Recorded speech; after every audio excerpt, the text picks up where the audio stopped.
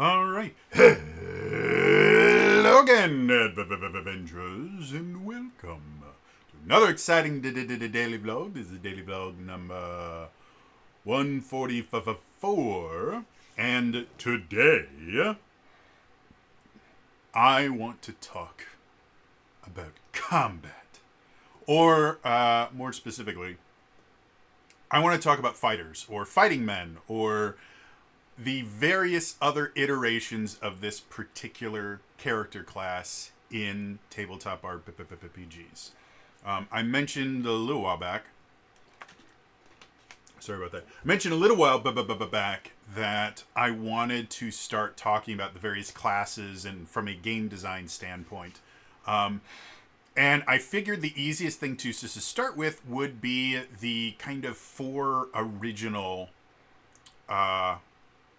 classes in D&D Basic, which you had your fighting man, your magic user, your cleric or priest. I can't remember what they were called way back then. And then your rogue, which I think at that point was halfling. And technically elf was another one, but we'll deal with that on itself. But when you look at RPGs as a whole, those tend to cover the kind of three different versions of character classes you're going to have. You're going to have a fighter type character. You're going to have a magic user type character, which was later upgraded to a wizard. You're going to have a cleric type character, and you're going to have a rogue type character. And then everything else beyond that tends to be derivations and offshoots from one of those four classes, to the point where in Advanced D&D 2nd Edition, they actually had four different categories, and each class fit into one of those categories. And the categories were, I think it was fighter or warrior, priest was the second one, and druids fit under there, and various clerics fit under there. You had, I think it was rogues was the other one, and that's where you had thief and bard, I think, fit in there as well. And then the final one was, I think, wizard or something akin to that. Mage, maybe mage is what it was. And that's where all of your arcane casters came in. So, starting today, we're going to talk about the fighter. So, first things first, we have to really kind of define what a fighter is. And the kind of confusing thing about the fighter is, depending on the RPG system that you're using, I do not think I have ever found an RPG system that didn't have something akin to a fighter class. Sometimes they will call them different names. It might be a warrior, it might be a soldier, but they're always going to have a martial, weapons-based class that is designed to be relatively strong, relatively tanky. So, but due to the fact that a futuristic campaign setting is going to have a very, very different version of a fighter than, let's say, a classic fantasy setting, we have to kind of set up some guidelines for what a fighter is. So, by my definition, which tends to coincide with most RPGs that I have read, a fighter, which again is just going to be the generic term that I use. Again, different RPGs use different terms, but I'm going to classify fighter as a character that's primary focus in combat is dealing damage with weapons, or is designed to kind of soak up a lot of damage while still using weapons to do that. That tends to be my kind of generic overview of the fighter. And again, there's two different flavors. There's the more aggressive fighter, where they just attack things, and then you have the more defensive fighter, where they defend their allies. But both of them, their weapons are going to be a very important part of their class kit. So that's the kind of overly broad definition of a fighter we're going to be dealing with here. Basically, weapons-based class tends to be strength adjacent bare minimum, if not strength based. And also can wear heavy armor and things like that make them very difficult to kill. So from a game design standpoint, a fighter is going to run into some issues pretty quickly when you start looking at it compared to other classes. And this was most obvious in like old school basic D&D. The fighter was just a really boring class to play. What I mean by boring is not that, oh, you couldn't make this really cool fighter could do cool stuff. The actual mechanics of playing a fighter was really, really simplistic. You move, you attack. However many attacks that you get, but you move, you attack. You move, you attack. That's really all you do. And so that can get very, very boring, especially when you have things like wizards who are, throwing fireballs and then freezing the ground and doing all that stuff, or clerics who are healing and then calling down divine judgment against their enemy, or rogues who are sneaking around in the shadows and coming in and backstabbing and then fluttering away again. The fighter just really doesn't do anything. And part of that is due to the fact that the thing that they specialize in, because each one of these kind of core classes is going to specialize in something. The thing that the fighter specializes in is something that every single class in the game gets. Weapons. Every class has the ability to equip weapons. Some can equip more than others. The fighter in general, one of the defining aspects of it tends to be it can equip all the weapons, or at least most of the weapons. Whereas like a wizard can, use a stick and a sling, sometimes a dagger, and that's it. So because of that, when you're designing the game itself, anything that you're designing for the fighter based on the weapons is technically going to be something that any other class can do. Because it's all going to be built into your kind of core combat system. And that's where you start running into issues with the fighter. That thing of, well, anything I get to do, other classes technically can do that as well. So the thing that makes being a fighter more interesting is when you start adding other things on top of that kind of weapon-based aggressive style of play. When you look at something like the second edition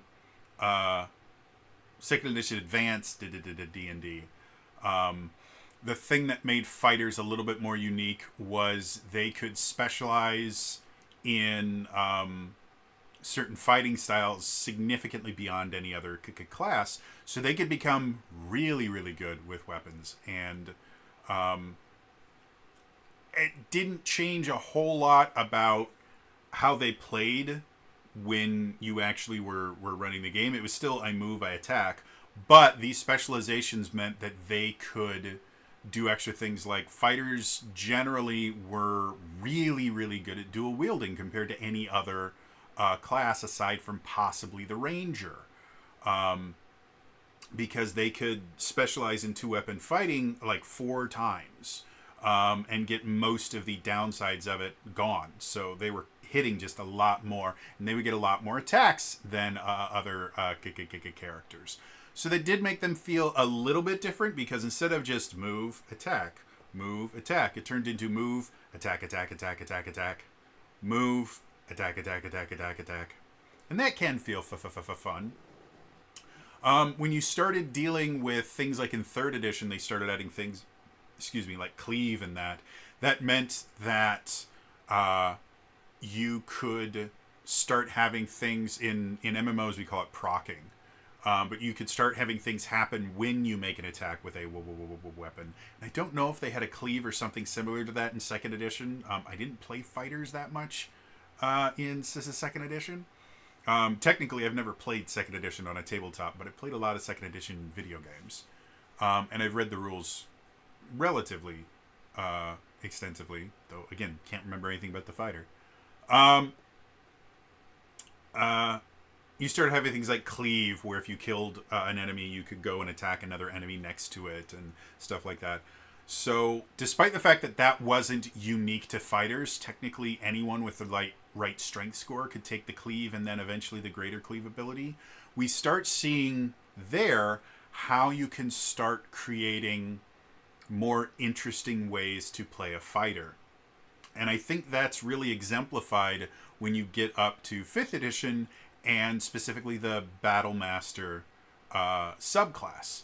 Because all of their maneuvers, or not all of them, but the majority of their maneuvers are activate after you hit.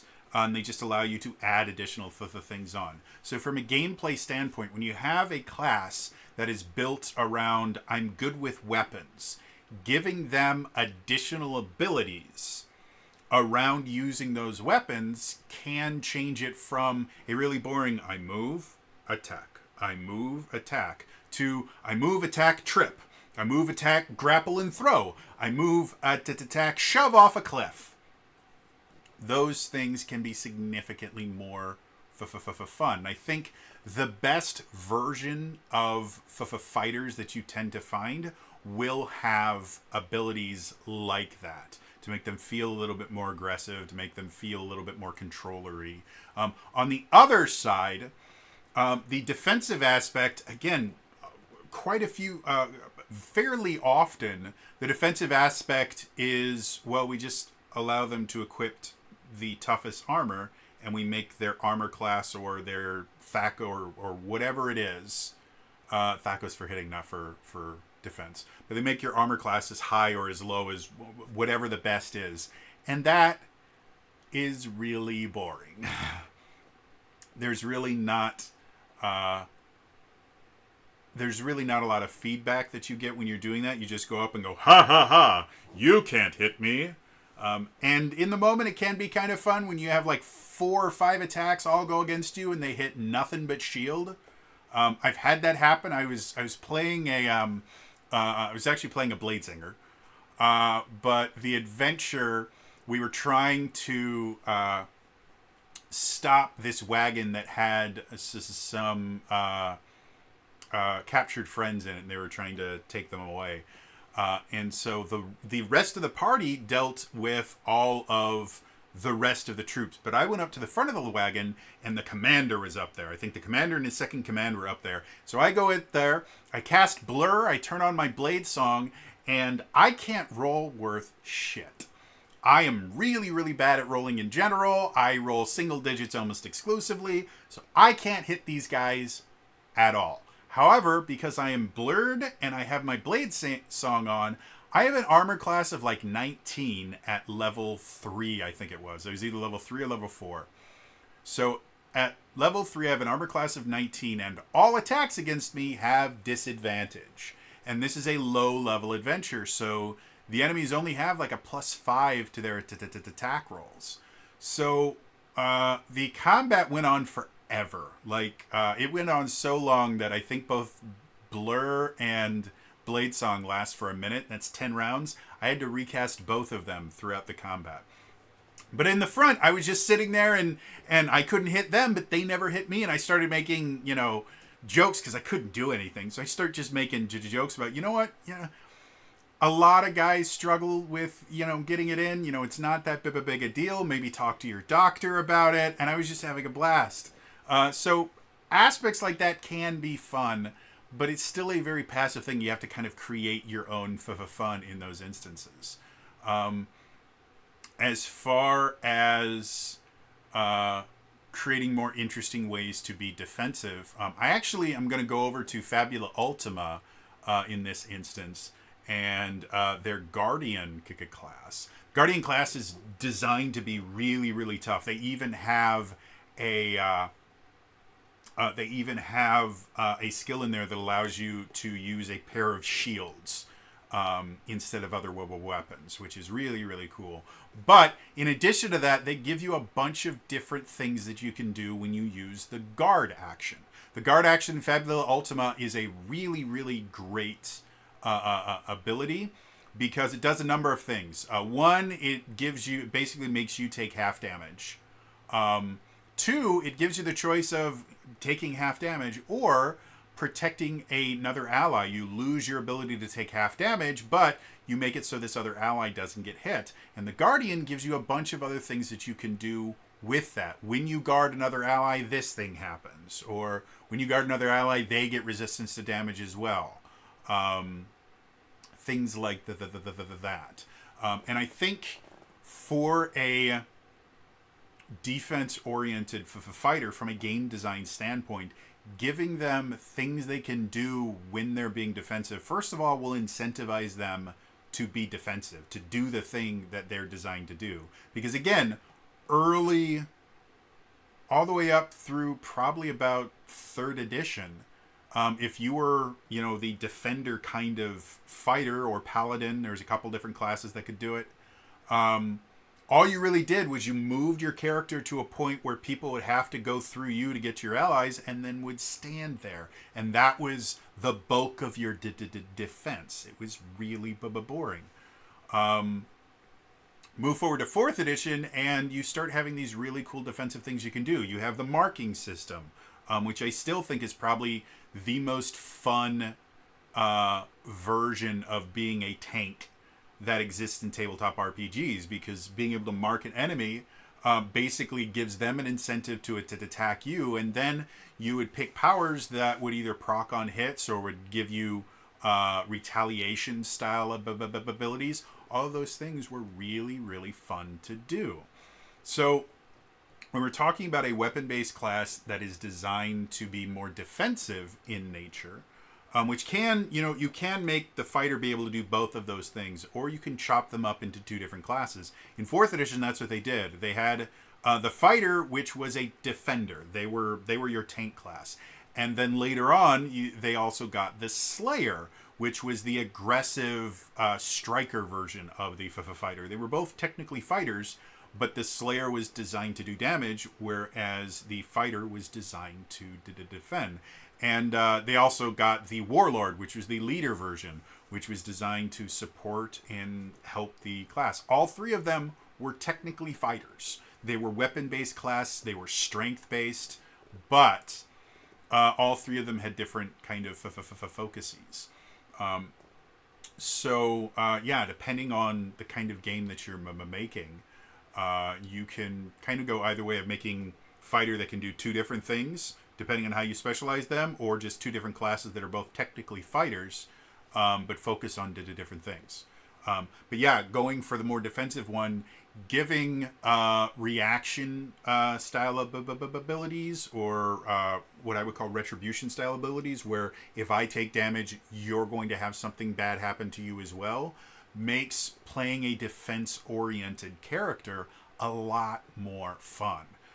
If you guys watched my Discovering New Dragons when I did Open Legends, which I think might have been the first thing I did, one of the designing new dragons I did after that was a reaction-based fighter, because Open Legend is so open that it had the ability to do a lot of different really, really cool, fun things. And I created a character that was entirely reaction-based. On their turn, they generally would not take their action. All of their actions would be taken off their turn as a reaction to other things happening. They could protect allies. They could return attacks back at enemies. There's a lot of really cool things. And I finally got a chance to play that character in a one-shot or a multi-shot. It was a little mini episode thing we did when my Zelda RPG was on hiatus over on Zelda Universe's Twitch channel. Elias, my buddy who also plays characters in the Zelda RPG, he was running it. And I annoyed the hell out of him, because my reaction-based character basically meant because I could move and defend my allies in the same reaction, and I took feats to get multiple reactions per turn. It basically meant as long as I was within like 30 feet of an ally, I could stop him from attacking any of my allies and turn all the attacks back on And so it was really, really fun. So that particular character, the thing that made it so fun was, yes, I was playing a very defense oriented character, but the thing that made it so much fun was, instead of just standing there going, I defend, I had a lot of different things that I could do. I could defend, I could throw the attack back, and then on my turn I could heal as well, because that's how I built the character. And so I had a lot of really cool, fun things. So going back to the design of a fighter, a defensive fighter, I think, to incentivize people to want to be a defensive fighter, give them things they can do when they're defending. It can be as simple as, when I defend, I give a buff to the person that I'm defending. Or it can be reaction-based abilities. If someone attacks me, I can do this. If they miss, I can do this. If they hit me, I can do this. If we go back to 4th edition, there was a lot of things, like the Sword Mage had the ability to mark a target, and if that target successfully attacks someone other than the Sword Mage, there's a bunch of different reactions they could do. One of them was they could teleport the bad guy directly next to them. The one that I liked playing was the Sword Mage itself would teleport to the bad guy and then bop him on the head. So things like that, being able to give them a reaction when someone else gets hurt. In 5th edition, they do have things like that, like the shield mastery feat. They're not built into the fighter specifically, but fighters can take that, and it allows you, I believe there's a fighting style that, again, fighters can take, but there's a few other classes that can take it as well, that allows you that if you're next to an ally and they get attacked, you can impose disadvantage on the attack roll as a reaction. And then there's other things, like there's defensive duelist that allows you, if you're wielding a finesse weapon, you can add your proficiency bonus to your AC with a reaction. So there's a lot of different things that can happen like that. And 5th edition does it kind of well. The issue with a defensive reaction-based class, especially when you're looking at 5th edition, is only having one reaction means you're only able to do things once. 5th edition, one of the things that I didn't realize until I saw other systems that allow a little bit more robustness when it's not your turn, is 5th edition is really, really focused on, you do things on your turn and then nothing else, or maybe one other thing throughout the entire combat. And one of the things that really incentivizes is ignoring combat unless it's your turn. And that's one of the big problems that I've seen quite often on things like r/D&D and r/RPG horror stories, is you'll have these players that come in and then on their turn, they will do something, and then they'll pull out their phone and play on it, or they will just vegetate until combat comes back around to them, because there's no incentive for them to know what else is happening at the table. Once it gets to their turn, they just figure out who they're going to attack, do their thing, and then go back to playing on their phone. By creating options like reactive abilities, like the ability to take multiple reactions, like you have in Open Legend, you really can create an actually fun to play tank. Because that's one of the biggest issues I've seen when you have someone that's thinking about playing a more defensive-oriented character, is it's boring. Again, all you have to do is like, well, I have a high armor, so I'm going to wade into the bad guys and hope that they hit me. And it's just not very fun. So adding additional things like, again, the Fabula Ultima thing, where by using your action to help an ally, you get additional benefits, or you can do additional things. Or the Open Legend thing, where you can spend reactions to do interesting things. Stuff like that, I think, makes for an incredibly more entertaining, defense-oriented fighter.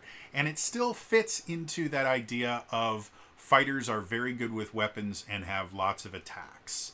In this instance, their attacks could be more focused on defensive attacks. You might even be able to do something like, if we're using 5th edition as a template, the idea of extra attack, which is shown up in most RPGs, and it's not new to 5th edition, fighters have been getting additional attacks, I think all the way since Basic.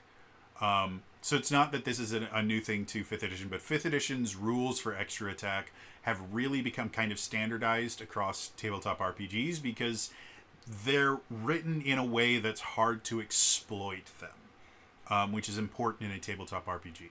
So when we're looking at the 5th edition version of extra attack, where it says when you take the attack action, you get this many attacks, adding a caveat to that, in addition, if you make a reaction, you can make multiple reactions as long as they are these particular reactions, or maybe even not built into the extra attack, but built into one of the class features of the class itself. You can take as many reactions as you have extra attacks or something, but those additional reactions can only be these particular things. Because the most common reaction ability that every single class has that no one ever uses because it's just too hard to trigger it is an opportunity attack. And in 5th edition, I like how they do opportunity attacks because it's significantly better for players, and it means that players can be significantly more tactical when they're attempting to do cool things. However, as far as players getting to use them, it just doesn't happen. In the over decade that I've been running D&D games, and nearly a decade I've been running 5th edition games, I think I've seen maybe a few dozen opportunity attacks, and generally it has to happen due to not forced movement, but compelled movement and stuff like that. Like, they just don't happen much. And so if you're thinking that that's going to be the cool thing that your fighter gets to do, then you have to come up with ways to trigger those opportunity attacks. 3rd edition was lousy with opportunity attacks. Literally everything you did triggered an opportunity attack. Stand up, opportunity attack. Cast a spell, opportunity attack. Shoot a ranged weapon in melee, opportunity attack. Everything was opportunity attacks. It got really, really annoying. But it also made the prone condition devastating if you were surrounded. Because if one of these dudes knock you prone, being prone is bad. It made it easier to hit you. And then if you stood up, everybody around you would just take pot shots at you. So, yeah, you generally did not survive standing up. You'd have to find a way to get away from them before you could try to stand up. Yeah, so, again, going back to the fighter. Fighter, as defined here, is a character that is generally strength adjacent, if not strength based. Is focused on using weapons and generally has high armor or can equip the strongest armor, and they tend to come in two flavors: a more aggressive attacking version and a more defensive tanky version. So yeah, I'm interested to hear what you guys think, though. First of all, do you have a different definition of fighter that would apply to more than just fantasy tabletop RPGs? Like the definition I have fits like the Stargate RPG, because they have a soldier class, which is effectively a fighter, but none of them use melee weapons. They use, MP5s and P90s and stuff like that. So they're much more ranged based. So I'd be interested to see if you guys have a kind of alternate definition for the quote-unquote fighter class. And second, what are your guys' thoughts on what makes playing a fighter fun from a game design standpoint? Do you actually enjoy the kind of simplicity of I move, I attack? You like the fact that you always know what you're going to be doing? Or do you enjoy more the kind of battle master, I have all these different things that proc on hits and I can do all these cool controller type things? Let me know in the comments down below. Otherwise, again, that is all for me today. I'll see you guys next time. All right? Bye-bye.